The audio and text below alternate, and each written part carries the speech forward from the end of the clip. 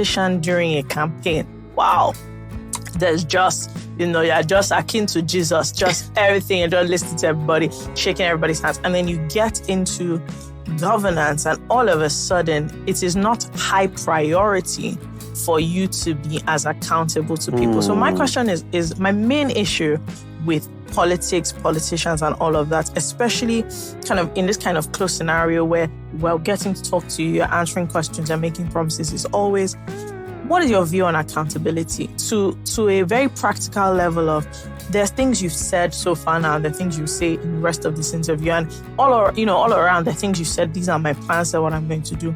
How do you think about accountability in the sense that what kind of structure are you going to put in place to keep yourself accountable, but also for us, the people that are listening to you, should you get into power, to hold you accountable, to say, okay, this is what I said I would do. And because what I find is that there are really no direct avenues to hold anybody accountable. Feedback loops. There's no feedback, Don't steal my answer. Sorry. Oh, sorry. In fact, I don't know if I'm still in the question or in a footnote paragraph. Exactly. Sometimes in an exam you have questions. So let me answer the question. That's where I am now. Those italics. Because I'm very passionate about what you've talked about. Yeah. But even more, you see, most politicians typically have bought their way into office or muscled their way into office.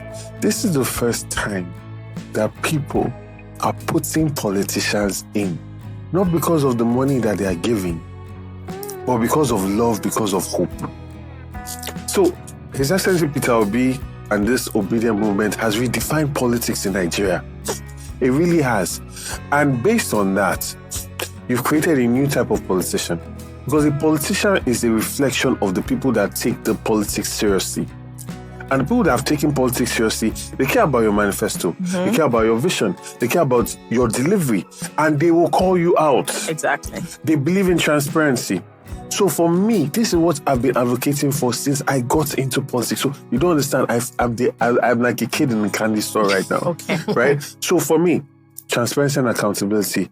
First 10 days in office, we are publishing all Lagos State accounts. Line by line items. You're not going to have to ask for it. It will be there. It will be updated regularly. So I'm saying all this on camera. So I'm going to watch all of these interviews after I'm declared the winner. No problem. So I won't still wait for you to send it.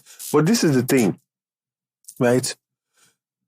We're going to share this information in terms of infographics and then carry people along through our decision making so they can see the opportunity cost. So for instance, this is our budget. We have 100 million for Ikeja local government. We could get so many schools done for 70 million, or we could get so many hospitals done for this amount. And then we show you how all that's broken down. See, in this year now, we're going to make this decision because of this. Now, you're building trust because now there's dialogue. I've always said we cannot leave politics and governance to just the politicians. The more people get involved, the better this country will be. And the only way to do that is by promoting this dialogue and building trust. That's the first thing. Secondly, I'm going to have a radio show, right, where we talk about issues per local government for the week. Then I come on Friday and address all those issues, or my deputy governor comes on, address those issues. And it's a way of feedback, right? Because, you see, there's a subconscious thing that we sort of start to lose a part of our humanity when you get into this office. And it's the little steps. For instance, you start moving in a bulletproof car. You start having people that are shielding you, right? You start having to be very conscious of your environment and everything. And you start becoming more secure and you're starting to lose touch. People around you are only telling you about the good things that you are doing. Yeah. So it's important to always put yourself with the people. So radio interviews, not radio interviews, so a show. Just radio but show. It's going to be very directed. Sure. And it's solving problems. It's about solving problems and gets people to voice and feel government, right? That's the second thing. The third thing, I'm going to have rotational government. So my seat will be moving between the 4 divisions, right? What does that look like? So for instance, I'll be spending a week in the Badagry division. Sure. So if you want to see me, you come to Badagry. I also have to go by road or go by water.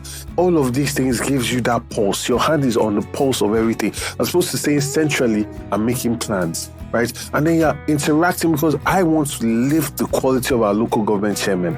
right? I know that the state assembly is very important, but the local government chairmen are the mini governors in those places. I want to have close relationships with them. So I'm going to always be present, right? And these are things I'm committed to doing so that even the people in these different places feel the presence of their governor, right? And this will keep me grounded. Yeah. I think that in power, the seeds of his own destruction are sown in it. And they flourish when there is no feedback loop. And when you are not, your feet are not on the ground, you're not grounded. So you must actively make sure that you are grounded. Yeah. And so these are some of the things that I'm going to do.